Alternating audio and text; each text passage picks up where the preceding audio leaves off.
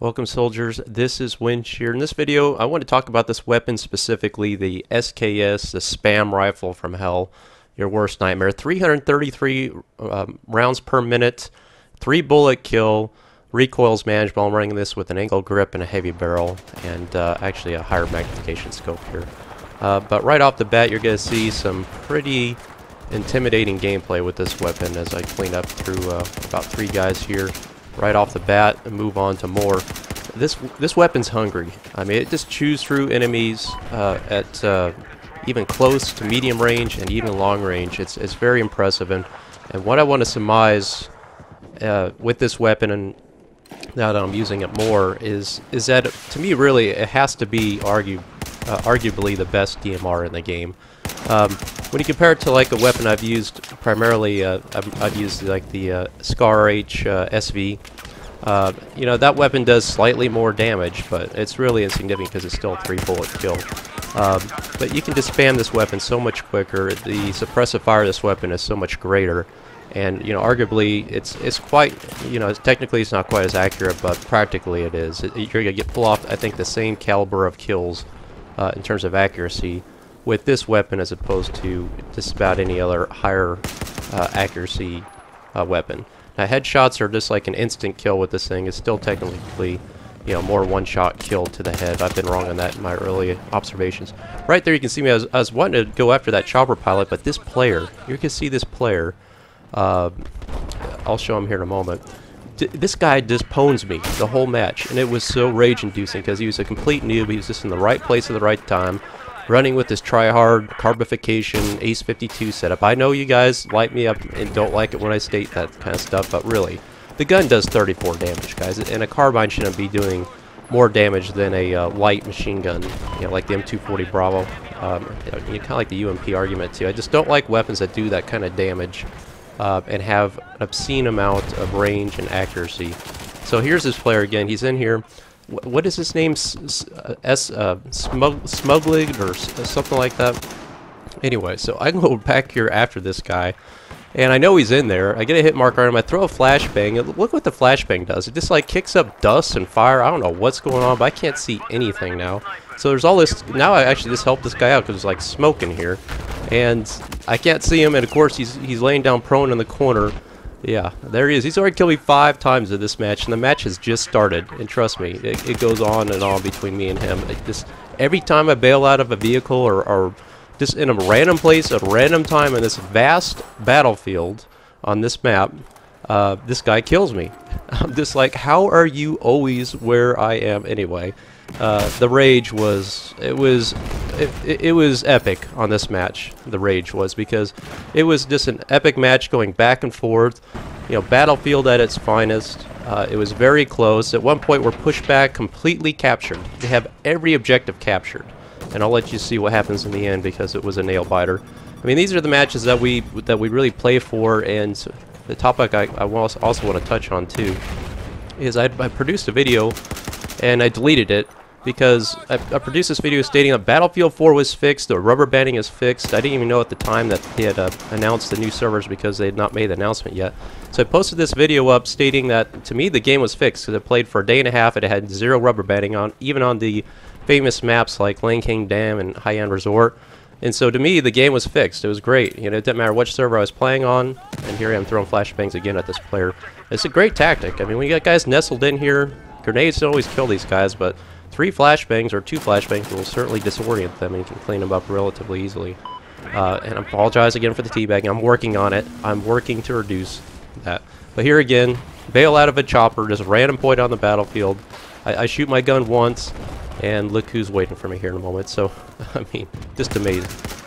But, you know, I posted this video up with all the time of posting the video just to find out that the next day, the following day, I played on Dawnbreaker, and it was rubber banding all over the place. And I never used to have rubber banding lag on Dawnbreaker, so I deleted the video in frustration. But anyway, I'm playing again today, and now everything's back to normal in terms of no rubber banding. So I don't know if really this is fixed or not with DICE. I'm just gonna give it some time before I, you know, make a knee-jerk reaction of video. That's why I deleted the video. Right there again, flashbang is still a good tactic. disoriented those two players, came up behind them. You know, DMR is not really the best weapon in close quarters, but I'm comfortable knowing that once I flashbang an opponent that there's not much they're going to do in those kind of situations. I mean, they just can't see anything for a few seconds. Javelins, I know it's newbie, but if you're on a quad bike, you're done. So, I mean, it's a great tool. It does 34 damage.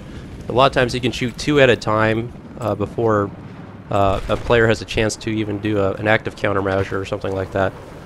Or if you've watched them exhaust that, you can hit them with 2 javelins and essentially 1, while the other one's flying. You can watch the second one. So essentially you're doing, you know, roughly 70 damage with just 2 rockets. So it's a pretty impressive loadout. So it's good to run Engineer more often.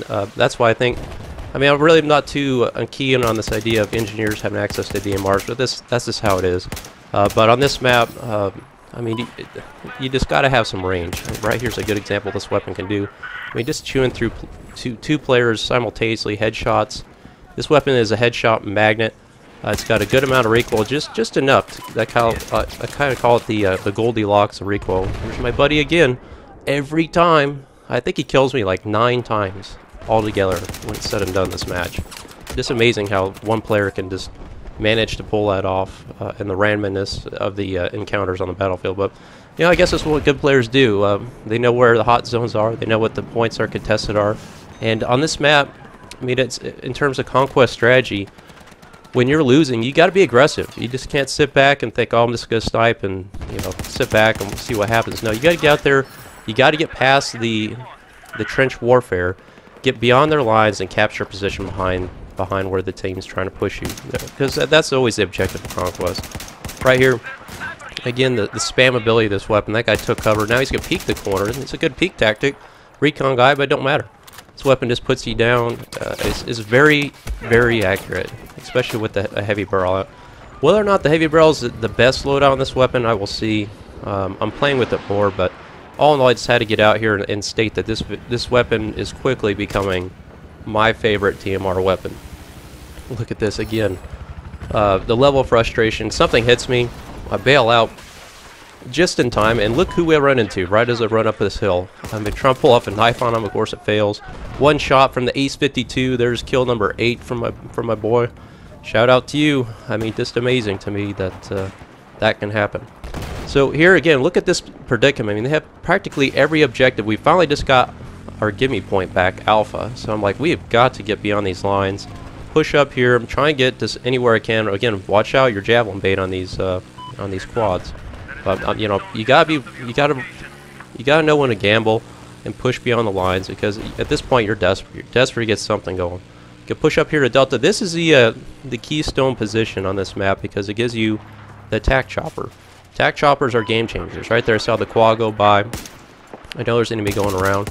I've got my cannoned iron sights on this weapon. It makes it a little more effective in close quarters combat. Then I can switch back to my ACOG scope here, the PKA scope, and take out this guy that's shooting at me on this hill here in a moment. So again, versatility of the loadout. Let the weapon work for you.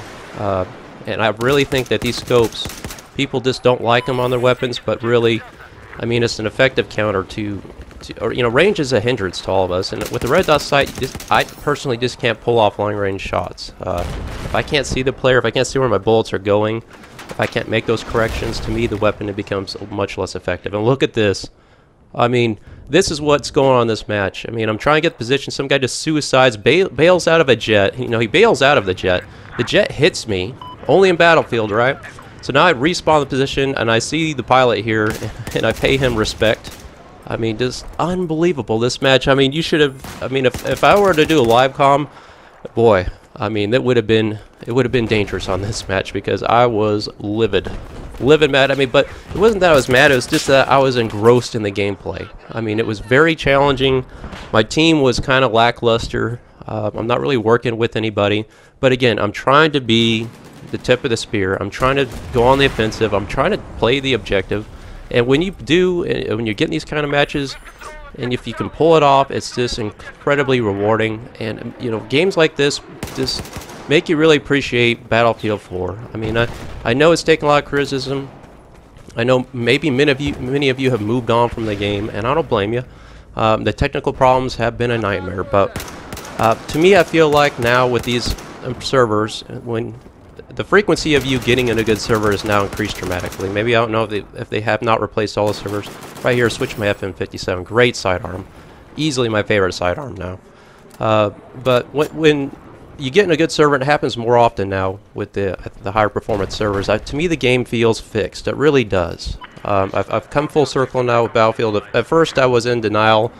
Then I was indifferent. I was like, oh, I can accept the game the way it is. And then that changed to, well, you know, the game's broken and I'm frustrated by it. To then to the point where I've just lost all hope. And now I realize that maybe they have fixed this game. So, you know, it's been quite a ride. And I know many of you are frustrated with this game, and I can understand why you've moved on from it. But I'd encourage you to come back to it now more than ever, because I really do think the game has improved dramatically. Just ever since these servers have launched, because the rubber banding to me was the biggest issue with Battlefield 4. Not so much the netcode. The netcode's still, I mean, it's not quite as precise as it should be. It's definitely not on the level of Battlefield 3, but I can live with that. But rubber banding I cannot live with. I mean, yesterday when it was like 2 steps forward, 1 step back yesterday, I was really frustrated. You know, I deleted my video. I just worked on it thinking I thought the game was fixed, and then I encountered rubber banding again. I was like, I'm done. You know, I'm getting off. I'm not playing anymore today. Today was a new day, and it started off great, and that's why I'm uploading this video. This weapon, SKS, I mean, it's incredibly powerful. It deals, I mean, it just dishes out so much firepower in a short amount of time. The accuracy, the versatility of this weapon, it is, to me, is most fearful weapon on the battlefield. If I come up across a player with this weapon, I am very cautious. Very cautious. I want to ensure I always have the advantage. But as you can see, we turned this around. We won the match. An incredible win, considering they had every position at one point in time. So these are the matches we live for. I mean, I was so satisfied at the end of this game. I was just very, it made me reflect on the game and how far it's come. And it really is genuinely, to me, an excellent game. It really is. I know it's been an unacceptable launch, but in the end, as long as it's fixed, you know, I think we're going to have some longevity with this game for years to come now. So I think it's time to come back. I'm going to come out and say I think the game is fixed for the most part. I just don't know, you know, if they haven't replaced all the servers or it's just a few here. But all in all, I'm finding out that I'm having more pleasurable, more enjoyable experiences. Thanks for watching, guys. Please like and subscribe. Try out this SKS loadout. You won't be disappointed.